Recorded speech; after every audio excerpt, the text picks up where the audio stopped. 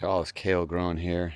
We don't really eat a whole lot. Sometimes I do, but the chickens just absolutely love it. I gotta keep the chickens happy.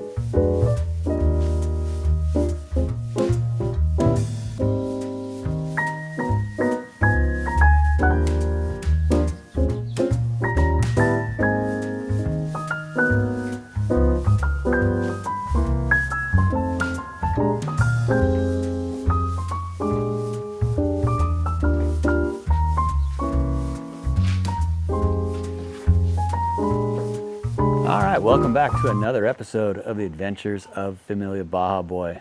It's been about a year, I think, since we've done a video about the garden. Maybe I've touched in here or there about it, but I figured today I wanted to take you around the garden, share a little bit what I've learned, definitely share with you what I don't know because I'm far from an expert, just some of the tricks of what I've learned living in a harsh climate like we do here in Bahia Asuncion, Baja California Sur, Mexico, where the wind can pick up and it's salty and the weather's inconsistent. So I just want to share some of the things I've learned with you, share with you the progress that we're making, my successes, and definitely a lot of my failures.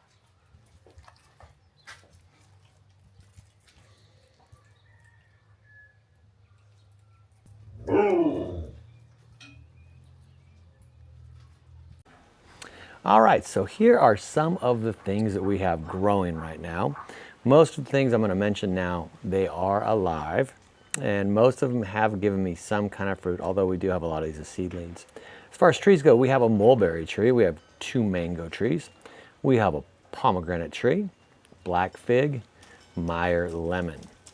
We have 2 types of guayaba. One of them is a strawberry guayaba. I'm not sure of the other one, but guayabas are really good. They're real creamy, kind of like a custard. This year is the first year I've had success with lettuce. I've got a couple varieties of lettuce growing. I've got rainbow chard, which grows really well here. I've got kale, which the chickens absolutely love. Maybe in the back, I don't know, there's a big plant back there. You can see it, it's huge.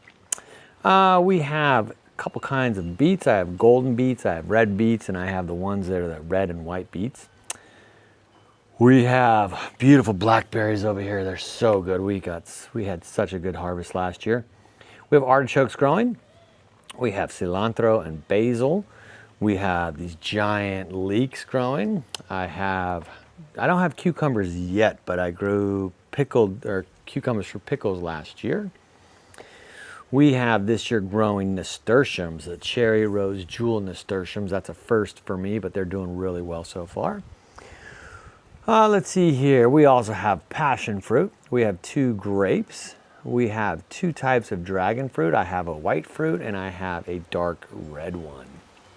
As far as tomatoes go, tomatoes, we've always done okay with like cherry tomatoes. I've got these yellow tomatoes, these cherry ones, and they've just grown crazy. And we've given so many of those away. It's funny, there are a lot of houses around town. I have Brad's Atomic Grape, which are these green ones. They're so good. This year I have seedlings started, or I have starters. Marina's Praise, Green Zebra. I've got Romas and Pink Fang. Might be a couple others that I forgot. Melons. I've struggled with melons here. I've got some seedlings. They don't look great, but the ones I have so far are Rich Sweetness, Sakata Sweet, and Kajari. So I hope we get some melons, but just the weather, it changes on a dime here. So sometimes I'll get melons and they fruit. I mean, they'll set, but then they die.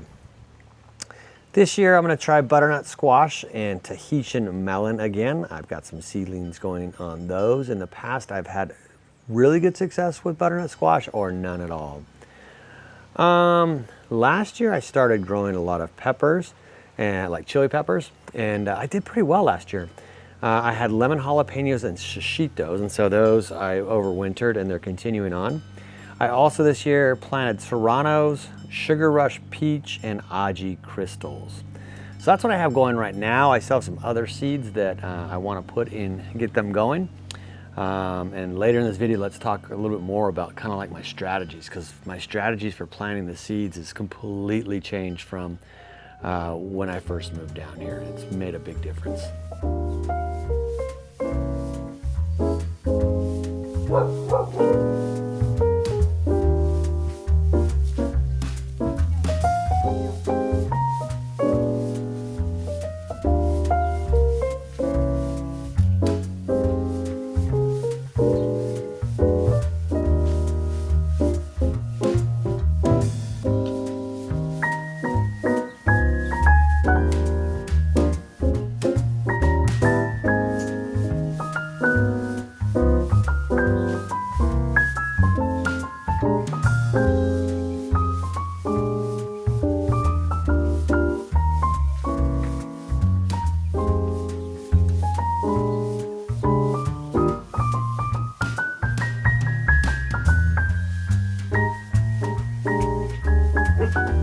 Water is one thing too with living here is a lot of times the water's off. It's a lot more consistent now than it used to be, but there'd be days or weeks we'd go 3 weeks without getting water.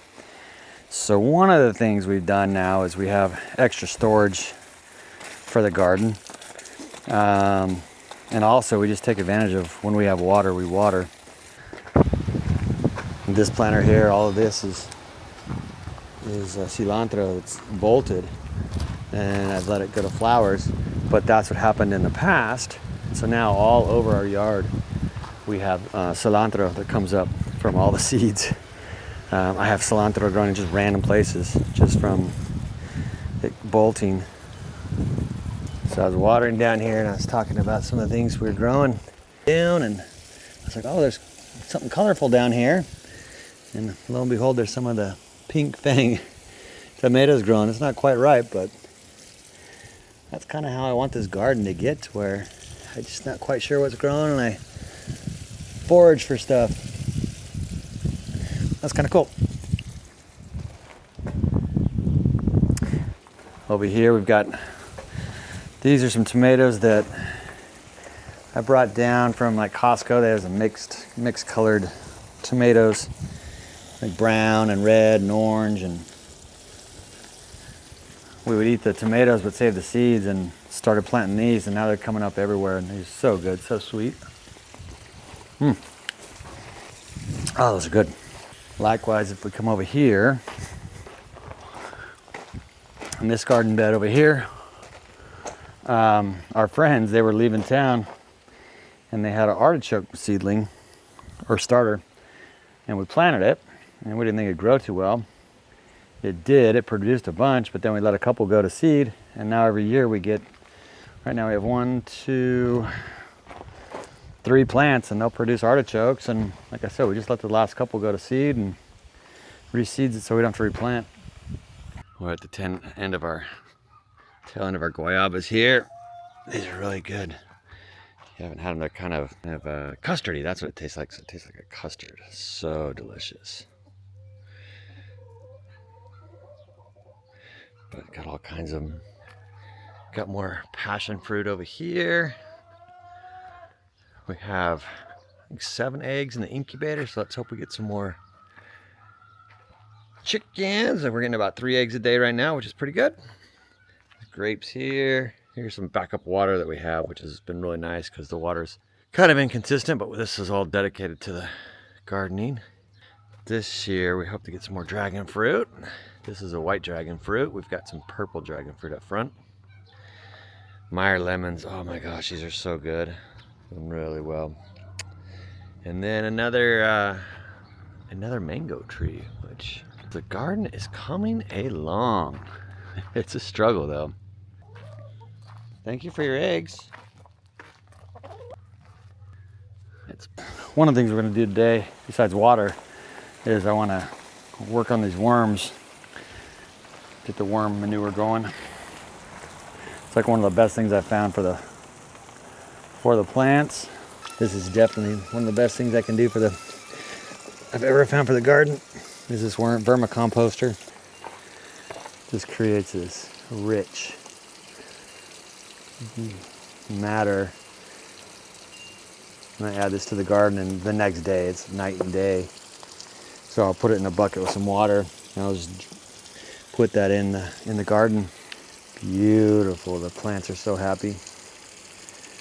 So when I first started doing this technique with the worms, I put the stuff in here, and inevitably I'd get worms, and I was all freaked out at first, like, oh. But the worms, they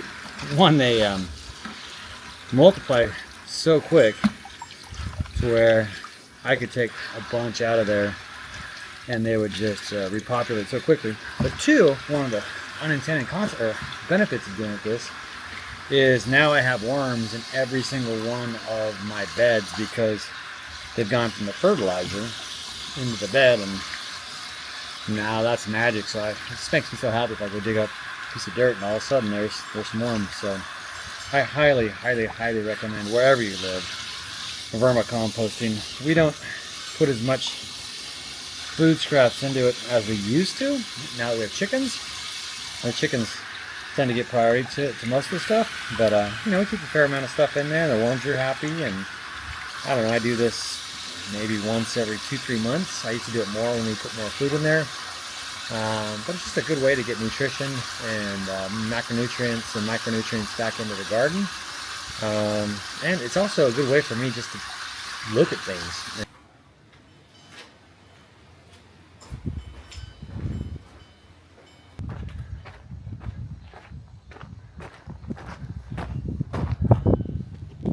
I think I'm going to go ahead and wrap this video up.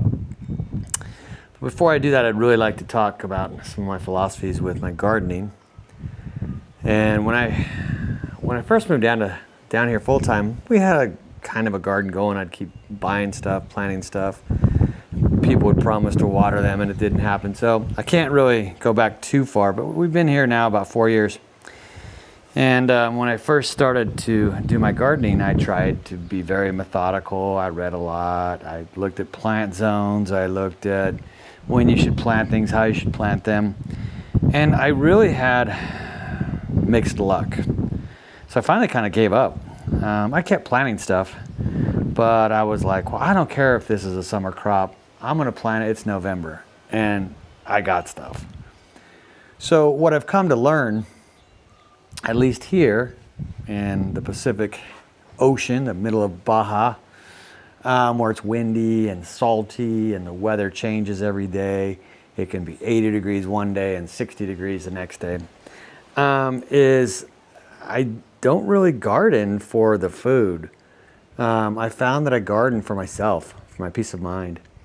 I love sitting out in the mornings listening to classical music or something like that, and just planting seeds and just kind of petting the dogs and doing whatever. I love walking through the garden and marveling at, you know, things that have come up, just like when I saw that tomato earlier that I had no clue was growing. So I think those are things. The other things I really enjoy about gardening are sharing what I grow. There's been a number of times where we've been at the store and someone's looking for cilantro, for example. And the cilantro at the store is not that good. I'm like, I have a ton of cilantro. I'd love to share it with you. So that, or a guy was looking for spinach one day and there was no spinach. And so I said, I've got a bunch of chard. And so he came over and I gave him the chard. And so I think I love sharing. I mean, the eating's great. There's a butterfly, not a butterfly, a hummingbird flying around, super happy. I love seeing that. I love seeing all the bees and the butterflies and the hummingbirds. I just feel like it's a small gesture of us giving back to the earth. But yeah, I think the food is the second part of the gardening that I love. The first part is how it makes me feel. One more thing is I wanted to share with you about the vermicomposting. A lot of times I find surprises in there when I'm vermicomposting. And sometimes they're good surprises, sometimes they're bad surprises, cockroaches or whatever, but no big deal. Today I found a sweet potato that's all rooted, and this happens often a lot with the avocados and stuff too. So I'm gonna go ahead and plant this in the ground. I'm not worried too much if I get sweet potatoes, but I like to plant root stock like that into the ground, especially in areas where it's really sandy, because I found that working up the dirt over time has also been very successful for me. The native dirt here is just impossible to grow in, and I just really think my patience and how I make the dirt with the cardboard and the worm compost and some of the greens we don't get a whole lot of green material, just over time. And then, like I said, putting the worms in the worm beds is just making a huge difference. So, you know, it's gardening, and sometimes I'm going to get lucky and other times I'm not. I think that's the other thing too that I learned. I thought that all good gardeners always had success, and the more I talk to other gardeners, the more I realize that it's, you know, you try and do all the right things, but it's really up to Mother Nature. So, well, that's our garden here in Bahia Asuncion. I hope you enjoyed this video. I would love to hear any of the comments you have, so please leave a comment, like this video, and we'll catch up with you on the next episode of the Adventures of Familia Bajaboy. Again, thanks for watching.